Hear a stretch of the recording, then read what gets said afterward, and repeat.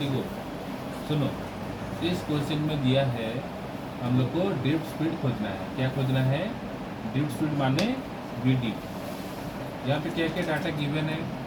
ये दिया है क्रॉस सेक्शनल एरिया, ये गिवन है करंट, और बोला है कि एज्यूम किया है कि एक कॉपर एटम एक फ्री इलेक्ट्रॉन छोड़ता है।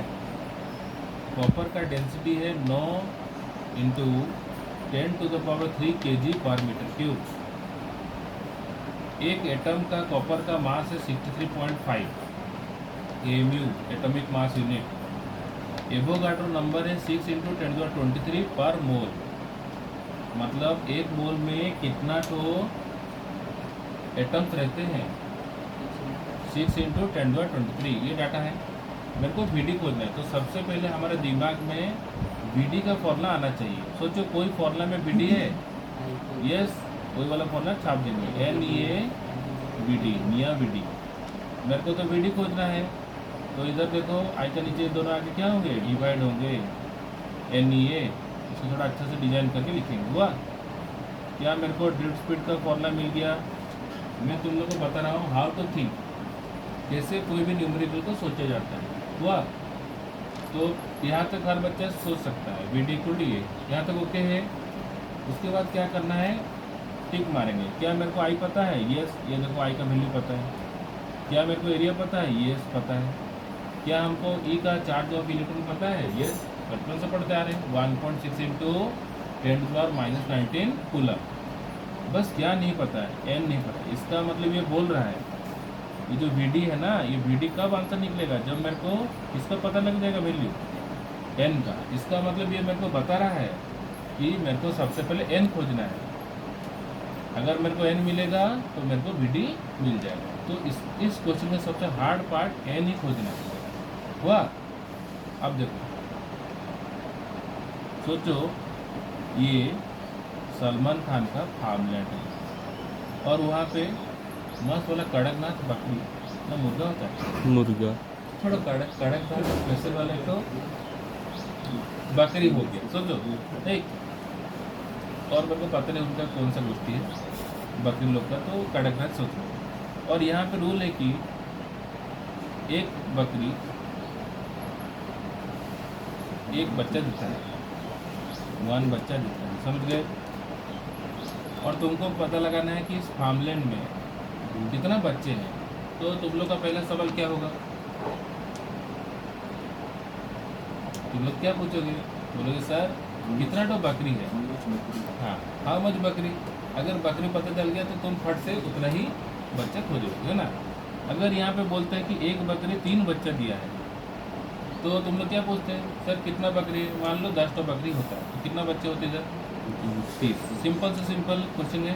तो इसी तरह हम लोग को इसी पैटर्न में करना है। यहाँ पे क्या खोजना है? Free electron. फ्री इलेक्ट्रॉन मतलब जो इलेक्ट्रॉन भागते हैं, और तुम लोग जानते हो बकरी का बच्चा फ्रीली भागते हैं। हुआ? फ्री इलेक्ट्रॉन खोजना है माने बच्चा। गोट माने क्या? उनका मम्मी, मतलब कि एटम। समझ गए? गोट माने इधर एटम, बच्चा माने फ्री इलेक्ट्रॉन। तो एक एटम यहाँ पे बोला है 1 इलेक्ट्रॉन छोड़ता है। क्या बोला है क्वेश्चन में? एक एटम 1 इलेक्ट्रॉन छोड़ता है। मेरे को खोजना है ये बच्चा कितना है। तो तुम क्या पूछे? सर कितना तो बकरी के बच्चे लोग की मम्मी है, गोट है ना। बकरी कितना है? तो इसी तरह हमको अगर एटम का पता लग जाए, अगर मेरे को पता चल जाए कितना एटम रहते हैं इस फार्मलैंड में, तो क्या मैं इलेक्ट्रॉन निकाल सकता हूँ कि नहीं? यस। इसका माने अब मेरा सबसे पहला काम होगा कि इस फार्मलैंड में कितना तो एटम्स है, मतलब कितना तो बकरी है। तो फिर मैं देखा डेंसिटी, ये देखो कॉपर का डेंसिटी कितना दिया है। अब मैं डेंसिटी का मतलब लिखता हूँ। बोलो डेंसिटी माने 9 × 10⁻³ को ना 9000 बोलते हैं हम लोग, kg/m³। ओके। अब मैं kg को थोड़ा ग्राम कर दूँ, चलेगा? 1 kg कितना ग्राम है? 1000। इसके लिए मैं ऐसे कितना हुआ देखो डेंसिटी 9 × 10⁻6 g/m³। इसके बाद इसको हम लोग पोस्टमार्टम किए। देखो पोस्टमार्टम में क्या समझ आया कि 1 m³, यहाँ कुछ नहीं तो बोलो 1 m³ में, बोलेंगे 1 m³ में कितना ग्राम का कॉपर रहता है? 9 इंटू 10⁻6 ग्राम्स, 1 मीटर क्यूब में 9 इंटू 10⁻6 ग्राम्स का कॉपर एटम्स रहते हैं, कॉपर के एटम्स रहते हैं, या कॉपर खाली समझ गए। तो 1 मोल में कितना था उधर, 1 मोल में इतना एटम्स रहते थे। मेरे को पता लगाना कि इस फार्मलैंड में कितना इलेक्ट्रॉन, समझ गए तुम लोग, फार्मलैंड अच्छा समझते हो। इस फार्मलैंड का वॉल्यूम कितना है, देखो क्या पता चला, 1 मीटर, यहाँ लिख देता हूँ 1 मीटर क्यूब इस फार्मलैंड का वॉल्यूम है। तुम लोग जानते हो बकरी लोग का क्या होता है, वजन होता है, मास होता है। अगर मेरे को पता चल गया कि एक बकरी का वजन कितना है, इस फार्मलैंड का वजन मेरे को पता है, तो मैं बकरी का वजन निकाल सकता हूँ कि नहीं। इस पूरा फार्मलैंड में अगर मेरे को फार्मलैंड का, मान लो ये जो फार्मलैंड है इसका वजन, जिसमें से बच्चे लोग को निकाल के खाली बकरी लोग होंगे उनका वजन क्या है, तो उसको क्या बोलेंगे, टोटल वेट हुआ। और एक बकरी का वजन है मान लो 50 किलो, थोड़ा 20 किलो का बकरी है, और ये पूरा जो फार्मलैंड है उसका वजन है 1000 किलो, जिसमें बच्चे लोग को निकाल दिया गया है, समझ गए। या मान लो कि इतने छोटे बच्चे हैं क्यों, नेग्लिजिबल, समझ गए, 1 दिन का बच्चे तो मान लो नेग्लिजिबल हुए थे, उनको हटा दो। बताओ कितना तो बकरी होंगी, उसके लिए क्या करेंगे हम लोग, बोल रहे पूरा फार्मलैंड का वजन डिवाइडेड बाई वजन ऑफ एक बकरी हुआ, क्योंकि बच्चे लोग का मांस यहाँ नेग्लिजिबल पकड़ा है।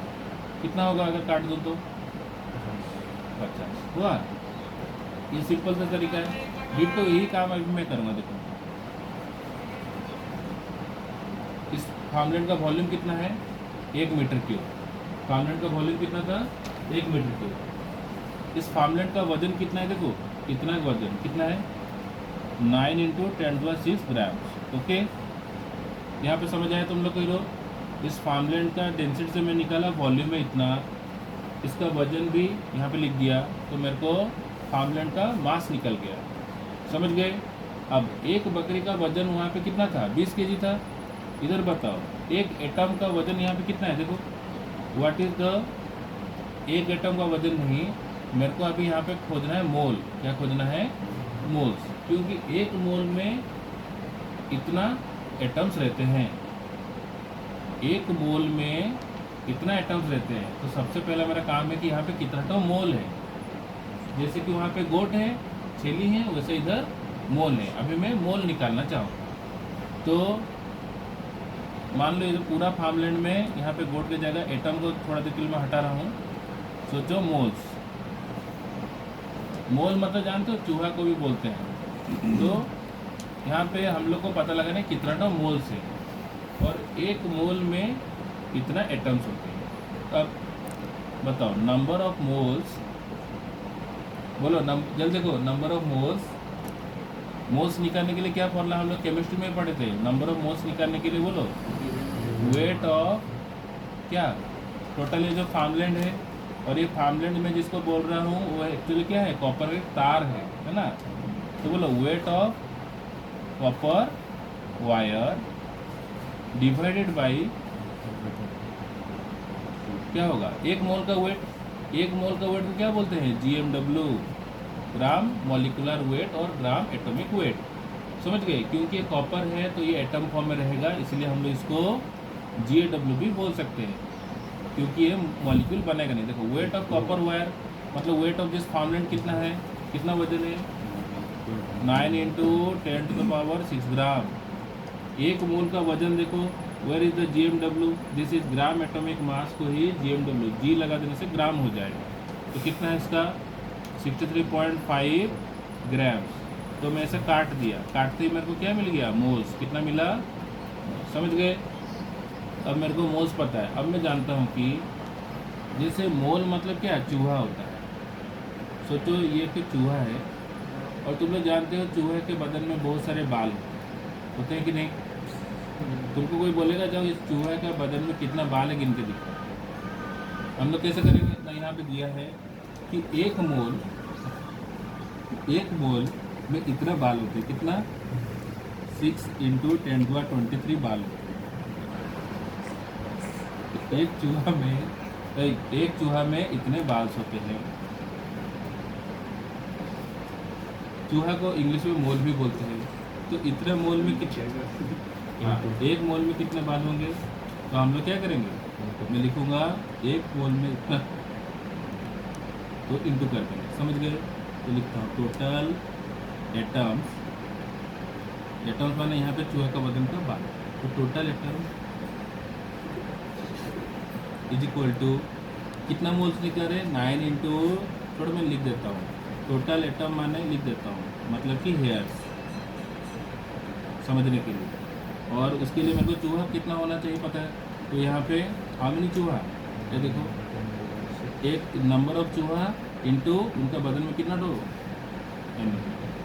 ये करते ही मेरे को नंबर ऑफ एटम्स मिले। अब मैं तुमको पहले से बताया था, एक बकरी एक बच्चा देता है, इस क्वेश्चन के हिसाब से यहाँ पे अगर मैं एटम मानूंगा, एक एटम कितना फ्री इलेक्ट्रॉन छोड़ा, एक, तो इतना इतना एटम कितना इलेक्ट्रॉन छोड़ेगा, उतना है, समझ गए?